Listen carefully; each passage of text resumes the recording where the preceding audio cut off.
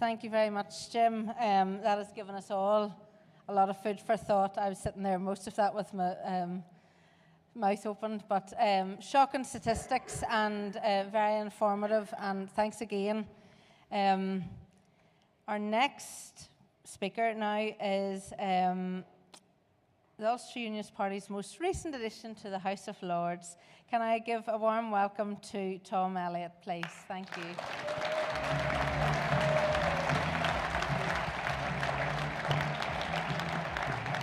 Okay, Party Chair and Conference, good afternoon. It's great to have you here. Don't like these highlights, but anyway, I mean the big lights, not the highlights.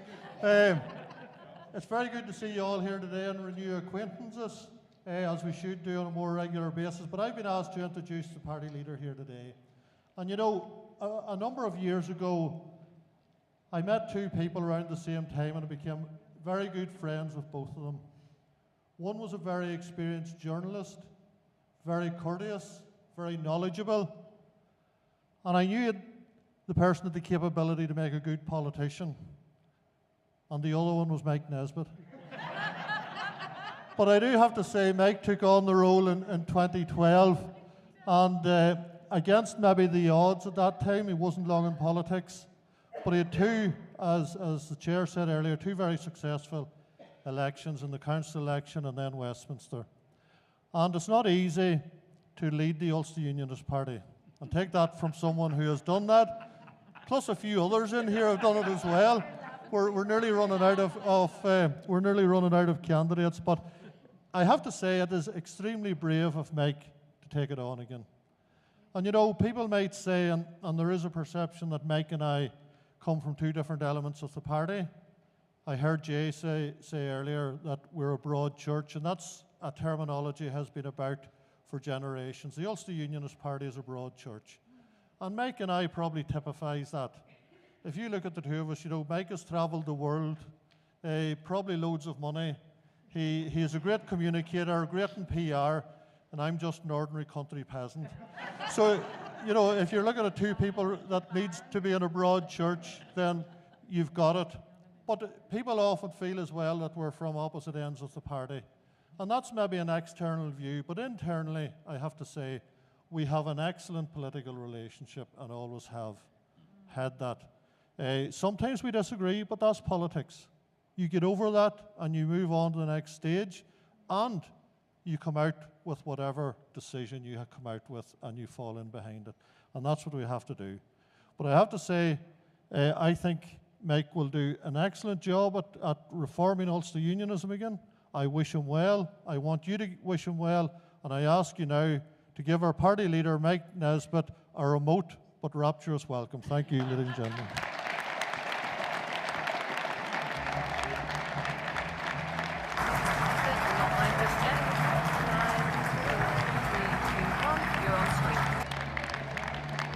Well, good afternoon, Conference. And thank you, Tom, my friend. Listen, I'm very sorry I can't be with you in person, but I think everybody understands why that is. I'm hoping it won't be an impediment to doing business, and I want to get right down to business because I do have a proposition for you. Let us work together, you, me, all of us, to nail down our place in the United Kingdom. How do we do that? I believe we do it by igniting a great passion in people, a passion for life and a yearning for better, by delivering on Carson's vision of Stormont, when he said it should be an example of good government, of fair government, of honest government, and a government not for sections or factions, but a government for all. This is a small country, 1.9 million people. Every single one of that number deserves an equal chance in life. They deserve our political parties to join together to move mountains, to create political opportunities, where the mountain, as David Trimble put it in his Nobel lecture, is not a mountain ahead, but the shadow of the mountain behind. It is a dark sludge of historical sectarianism, which we can leave behind us if we wish. Well, that is my wish, my vision thing, if you like. My belief that that's the way to secure our place in the Union. So I ask you, what fires your imagination? What motivates you to try harder? What gets you out of bed in the morning and reaching for the stars? You know, there's a politician currently in the United States campaigning to be president on the single word of joy. Well, I would like to campaign on a single word. Mine is hope. The hope we had in 1998 with the agreement. Conference, much has happened since we last gathered, so a little update on developments. We have seen the restoration of devolution since the collapse that should never have happened. We have a new First Minister at Stormont and a new lead party. We have a new Prime Minister in Westminster and a new party of national government. But these are not threats. These are challenges. And the Ulster Unionist Party is rising to those challenges with a refreshed team. We have, as you know, a new Lord, Baron Elliot of Ballinamallard, another strong voice from and for the most westerly constituency in the United Kingdom. We have a new MP, Robin Swan, who smashed his way to victory in South Antrim on the 4th of July, winning a traditionally marginal vote with over 7,500 votes to spare. And with Robin in the House of Commons, we have a new MLA for North Antrim, and I acknowledge Colin Crawford. And it is also a great pleasure to confirm that Tom will be followed as MLA for Fermanagh and South Tyrone by Diana Armstrong, and Diana will sign in as an MLA at 10:15 on Monday morning. And of course, you have a new leader. And it is good to be back, and be in no doubt I'm determined to do a job for this party. And the success of that job will be measured by the degree it works for the benefit of all the people of Northern Ireland and for our neighbours in England, Scotland, Wales, and the Republic of Ireland. But I also need to say something about Doug Beattie. I'm not going to dwell on the whys and the wherefores of what happened, but what I do say publicly is this. Thank you, Doug. When I took up the leadership in 2012, I remember sitting at my desk with a blank page and writing down the names of the people I wanted to attract into the party and into elected office. And the first name on that sheet was the then Captain Douglas Ricardo Beattie. It took a couple of years, but eventually he joined us, and since then I've had great pleasure supporting him as a councillor, an MLA, as our justice spokesperson, and as party leader. And I hope, Doug, we can continue to support each other and enjoy each other's company. I remember Doug at the last conference telling us about his background, growing up in Portadown, about his family and his military service, and his vision for a union of people, which of course I support. I didn't do that personal stuff back in 2012. I didn't because I came into politics after a long career as a broadcast journalist and a presenter, so I felt I was pretty well known. But maybe it will help give you a grasp of my own motivation if I run over my background. I was born in Belfast, just in time to grow up through what we so euphemistically call our troubles. That conflict cost over 3,500 lives, but you know, sometimes Americans remind me that they lost 3,000 lives in the single day they call 9/11. My response to that is that if you scale up our death toll on a population basis, the same level of violence in the United States would have seen some 700,000 deaths. What we did to each other has left lasting scars and a legacy we will struggle with for years to come. The Troubles came to my family's door on the 25th of January, 1973. It was the day the IRA blew up the Nesbitt linen business. Dad was 49 years of age, and in the moment of destruction, every certainty in his life disappeared because he had been brought up by his father to take over the running of the business. But every certainty, every responsibility remained. He was still married, he still had 3 young children, a car and a house to look after, but suddenly there was no income and no reason to get out of bed. It's what the novelist Charles Dickens called a memorable day, a day which shapes the rest of your life. And according to Dickens, if your memorable day is a good one, you'll be wrapped in a chain of gold and roses, but if not, it's a chain of thorn and of base metal. and the story of our troubles is the story of thousands upon thousands of our people being wrapped in chains of thorns, chains which are passed on to sons and to daughters as each generation passes away.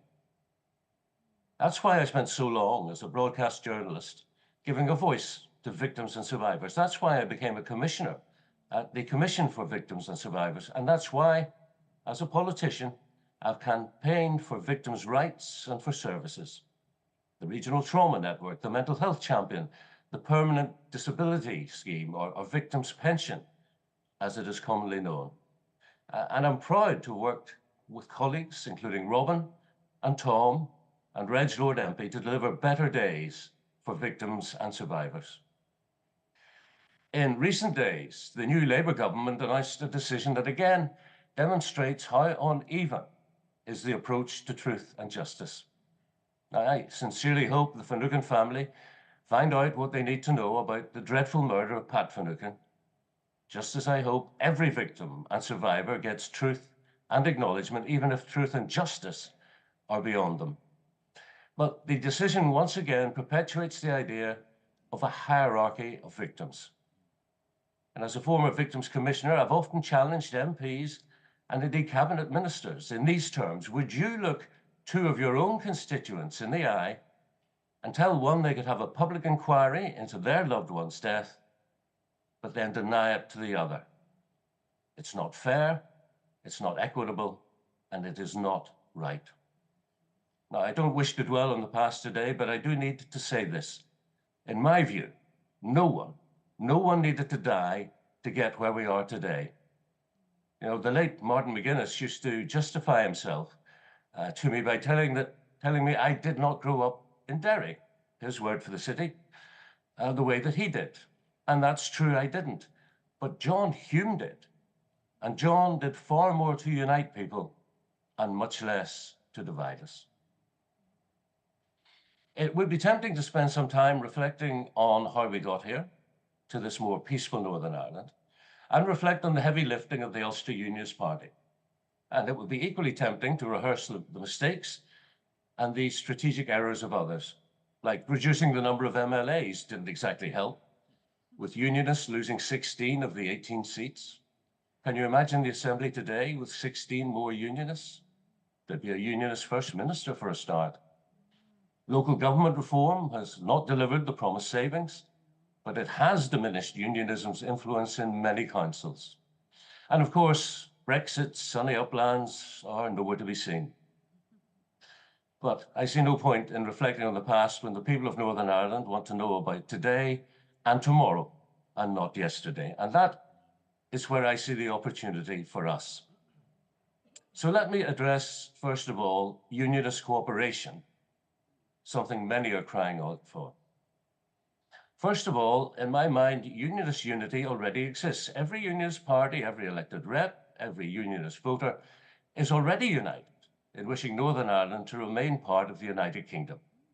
Where we differ is with our vision and our strategy to secure that outcome. And vision, of course, is an interesting concept.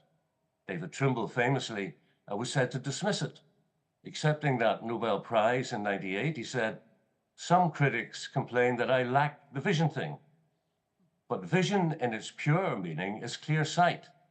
That does not mean I have no dreams. I do." And I need to say this about the Ulster Unionist Party and what informs my vision. People call us moderate, people call us liberal, people call us progressive. What I call us is the party of common sense. So where common sense dictates a course of action, I will support it because that should strengthen our position in the United Kingdom. And for the avoidance of doubt, that includes sensible, practical cooperation with the Republic of Ireland. When Senator George Mitchell was in Belfast in March of last year, marking the 25th anniversary of the agreement, he said a remarkable thing. Actually, he said many remarkable things. And if you haven't watched that speech, I encourage you to do so online. It is both a work of art and a work of erudition. But one remark that has stuck with me was the warning about politicians who are, as he said, 100%ers. Think about that. If you're a 100%er, your views must be fixed.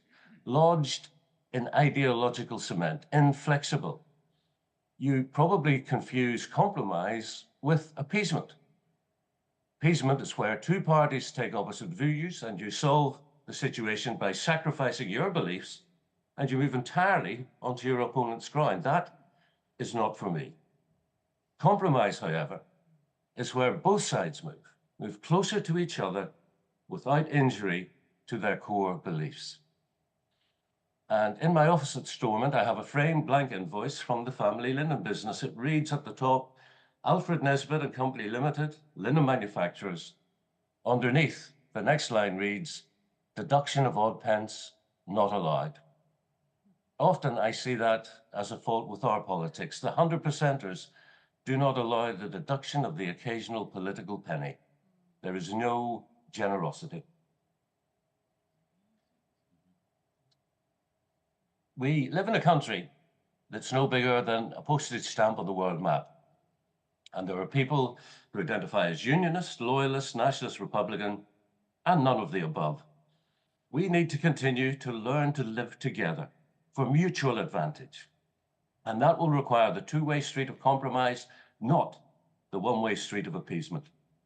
Unionism has delivered a lot of compromise, and we must continue to seek compromise in return. While my vision of the Ulster Unionist Party is of a relaxed, confident, and indeed inclusive unionism, a party that will demonstrate generosity when possible, we must also show an unbending resolve when required, and that's when I will be a 100%er, but a 100% persuader.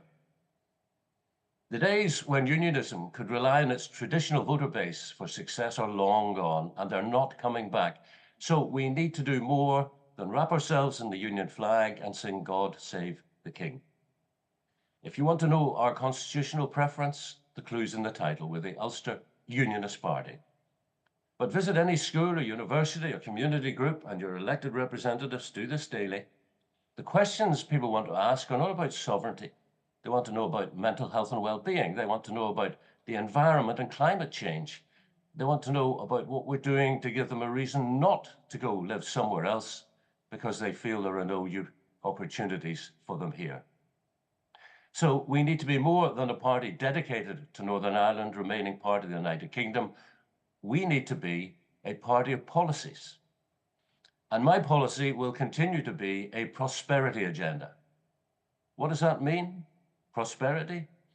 Well, it's not just the narrow meaning of money. Yes, financial security is part of the mixture that measures prosperity, and I do want to maximize the number of people who are earning good money or who feel financially secure in a way my father never did from age 49. But prosperity means more than that. I want to maximize the number who wake up and get out of bed with a sense of purpose in their lives, with something they consider worthwhile, be it preparing for a life of work and education, your years of employment, or your later years, enjoying the fruits of your labor, enjoying your family and your hobbies. Prosperity involves access to world-class public services, be that healthcare, housing, transport, the full suite, but for me, of course, especially healthcare. It means watching your children and your grandchildren thriving in our education system, whatever their abilities. Our education system must embrace all intelligences, not just the academic. You know, we have world-class achievers in non-academic areas. We have sports people, actors, artists, in fact, in all aspects of life. You simply don't need to be academic to succeed. I believe inside every child, there is a spark of ability, creativity, and talent that needs liberated and fostered by schools so that each individual can discover who they are and what they are supposed to become. That way, they will thrive and prosper. A prosperity agenda will address the obstacles that frustrate you and dampen your sense of good health and well-being. If we maximize the number of citizens enjoying their quality of life and their standard of living, who on earth is going to vote for the uncertainty of constitutional change? No, they're going to say, give me more of the same. And that to me is how you secure Northern Ireland's place in the United Kingdom.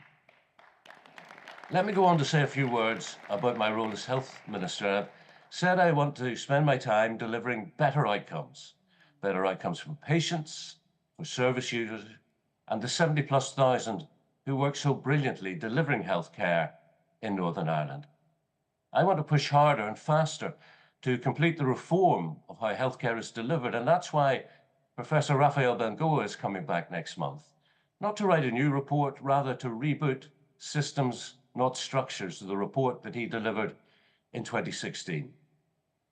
What I want to see is 3 recalibrations, from hospital care to care in the community, from an analog to a digital service, and a focus on keeping people healthy rather than just curing the sick. I also wish to put a focus on waiting lists, on cancer, on mental health, and tackling health inequalities. Those inequalities are so stark that 2 women born the same day in the same maternity unit, growing up in the same city, might see one live over 14 years of healthy life longer than the other. That is the measure of inequality of outcomes in this first world country, a quarter of the way into the 21st century. It's simply not right. So on behalf of the Ulster Unionist Party, I shall take the lead in tackling that obscenity. But as I've already hinted to executive colleagues, health initiatives form only part of the solution, 20% according to the research. The rest is a mixture of socio-economic factors, the environment, and behaviours. So if we are ever going to shift the dial on health inequalities, it will require a whole executive response. And that makes it no different from many, indeed most, of the issues we need to address as a devolved government. For example, there's little point blaming the Education Minister alone for educational underachievement, not when we know healthier children will do better in school, as do children in good quality housing. And children who have good transport arrangements to get to school and back will also do better, so it's a whole executive challenge. Of course, to achieve those better outcomes, we need a sustainable budget. Patients, service users, and NHS staff were dealt a raw hand in this year's budget, all the more surprising and shameful, given the prior promises of prioritisation. It was only this party, our party, that stood up for the sick, the vulnerable, and the magnificent staff who deliver healthcare. And I make you one promise: no matter how difficult or challenging things get, no matter how isolated I might make myself feel, I shall not budge. I shall do what's right for our health and our social care service. 2 more points on health, if I may. First, the consultation on a new public health bill is just that, a consultation proposing to bring Northern Ireland much more into line with the rest of the United Kingdom. And we can, of course, do nothing and stick with the 1967 legislation.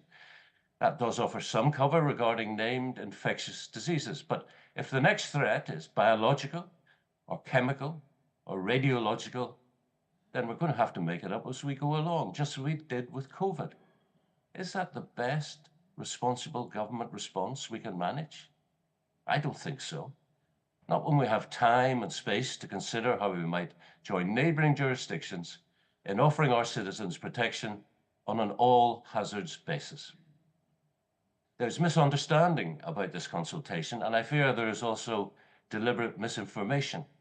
Some, for example, think it will become law the day the consultation closes. But of course, any bill will be shaped by the consultation responses and then face the full force of Assembly scrutiny and potential amendment and approval.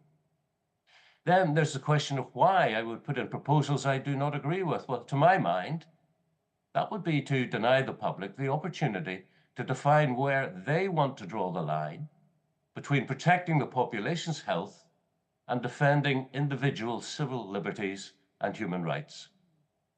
The consultation remains open, and I encourage everyone to make their views known respectfully. The second point is to take the opportunity to repeat my utter repulsion and my condemnation of the racist attacks on international colleagues within the health and social care system. Without them, our healthcare system, as we know it, would collapse. And I say this to those responsible for the attacks: if you need healthcare and it is delivered by those nurses you attacked, they will treat you with professionalism, compassion, and commitment, even if they know it was you that attacked them. And I ask you, conference, Who should we value higher as fellow citizens? At conference in 2013, I said this: I subscribe to the paraphrase of what the great Ulster poet John Hewitt once said about being an Ulsterman, but also an Irishman, British, and European. Today, I think we need to add that we are world citizens as well, our lives impacted by the events in the Middle East, in Ukraine, in Syria, and elsewhere across the globe. So as we look to Northern Ireland's future, we must embrace a diverse, multicultural society. In the same way, we must play our part in developing cross-party, cross-departmental policies. We cannot deliver better by working in party or departmental silos. The ability to cooperate is the acid test of this mandate. Now, I know there are unionists who will not support that approach, who'd rather see devolution fail, but I ask those unionists to pause and to reflect. What if you got your way? What then? Direct rule from London? From a government apparently hell-bent on delivering austerity plus? What about additional influence for the government of Ireland in Dublin? It seemed to me that when Stormont was restored in February, maybe in our political psyche, we needed to take devolution to the very edge of the cliff, to the point of irreversible destruction, only to realize there is no better alternative. Unionists, loyalists, nationalists, Republicans, and none of the above. Everybody has the right to be here. Nobody's going away, so we must learn to rub along together better. It is my firm view that if Stormont collapses again, it is gone for good. Any new agreement would require a negotiation of the scale of 1998, and frankly, I doubt if that could be done in the modern age where social media and alternative truths are so disruptive. Devolution is a precious asset, and we should do all that we can to protect and allow it to thrive. And I suggest the biggest disruption to devolution and societal stability in the last 26 years was Brexit. And I know some of you were with me in Patrick in 2016, when we agreed our policy would be to support Remain. My analysis was that whatever Brexit might deliver for England, Scotland, or Wales, it would be bad for Northern Ireland, bad for the border, bad for our sense of identity. I'm not going to dwell further, save to acknowledge we're still grappling with those issues, not least the impact on trade and the outworkings of the Windsor Framework, a development from the Ireland-Northern Ireland Protocol, itself a product of Brexit. But the Protocol of the Windsor Framework is an international agreement. Maros Sefcovic, Michel Barnier, Simon Coveney, and many others have all made that point. But does the framework respect a fundamental tenet of international law? Does it demonstrate respect for the territorial integrity of the state? And the meaning of the word integrity is clear. It means whole and undivided. It's that simple. And all I want is the provision of the same rights, the same stability, and the same principles as apply throughout Europe. I mean, look at Ukraine, look at the Middle East, look around the world. If you're in any doubt about the importance people place on territorial integrity and the lengths people will go in order to protect it or to demand it. So our vision is clear and our message is positive. We say yes, yes to the same rights, the same stability, and the same principles for governance, including the accommodation of minorities that operate elsewhere in the democratic world. In conclusion, conference, we have a vision for Northern Ireland, a prosperity agenda for all. It's something all elected representatives should support, whatever their constitutional preference. It should be a moral and an ethical imperative, but it's also, in my view, the surest way to protect and promote our place in the United Kingdom. If our people thrive, the Union thrives, and maybe, just maybe, the Ulster Unionist Party will thrive as well. I cannot sit without paying tribute to my elected colleagues and our lords, Elliot, Empey, and Rogan.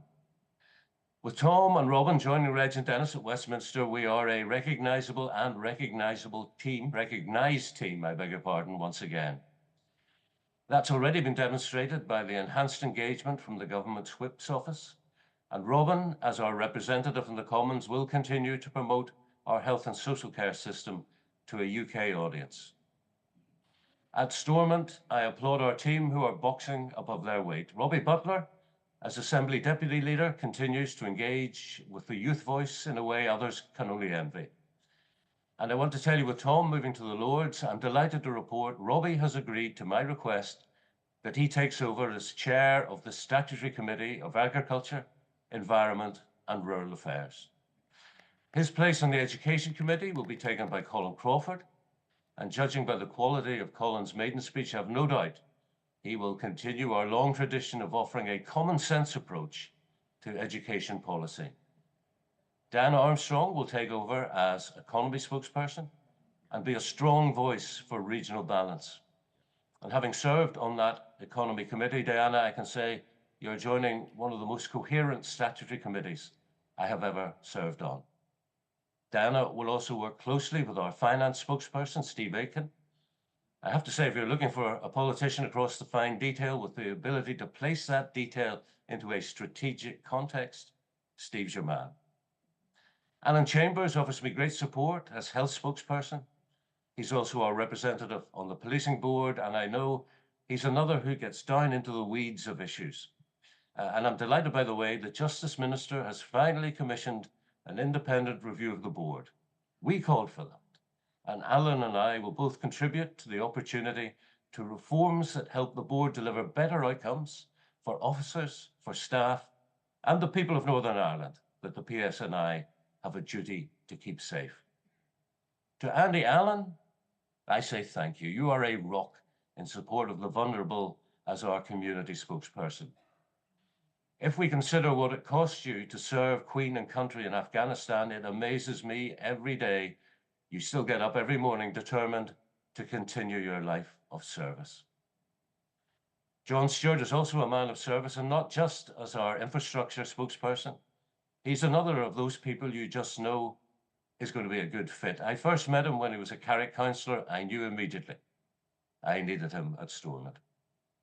Which leaves Doug among our MLA team, and I've already said what I wanted to say about Doug. I also want to pay tribute to our councillors. I won't go through them name by name because I know some of you want to get to church tomorrow morning. I jest, we do not have enough councillors. We don't have enough MLAs. We don't have enough MPs. And that's one of my great challenges. You know, I've never forgotten my days as a bin man in Newton Arts, where I now have my constituency office. Over 3 wonderful student summers, I was taught the expression, self-praise, no recommendation. So with that in mind, I hesitate to remind you of 2014 and the local government elections where we returned 88 councillors. And of the general election the following year, when we got 2 MPs. So I believe electoral success is possible. I believe political success for us is an imperative for Northern Ireland. And I believe that the challenges that go with all of that are to be cherished, embraced, and overcome. And I believe that's my mission in my time as leader. Finally, I should mention succession planning, because some journalists thought my first remarks on that subject suggested I would not stay for more than a few months. Let me put it this way. When I first drove up Prince of Wales Avenue, the big highway to Parliament buildings, when I was elected in 2011, there was somebody in the passenger seat of my car, and as I looked at them, I thought to myself, that's succession planning. There's the person I want to take over from me as MLA for Strangford when I retire. That person's been waiting 13 years, and they're going to have to wait a little bit longer. So that's my version of succession planning. On the frame in my office, alongside that Dickens quote that I mentioned earlier, there's a quote from the writer Ivan Turgenev, and it reads like this: if we wait for the moment when everything, absolutely everything is ready, we shall never begin.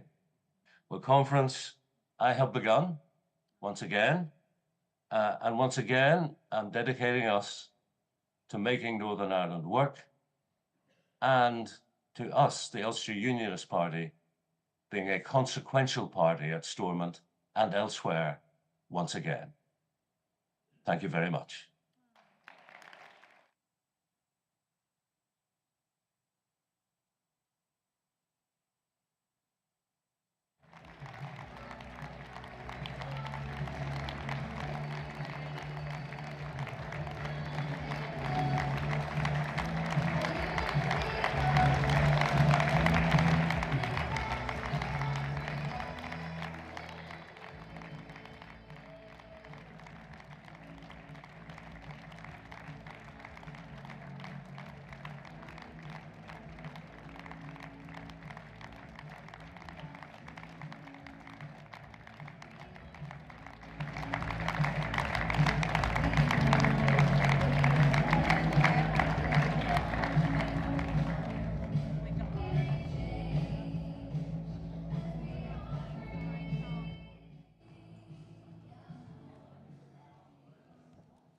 Okay, thank you very much to our leader, and I'm sure you'll join me in wishing him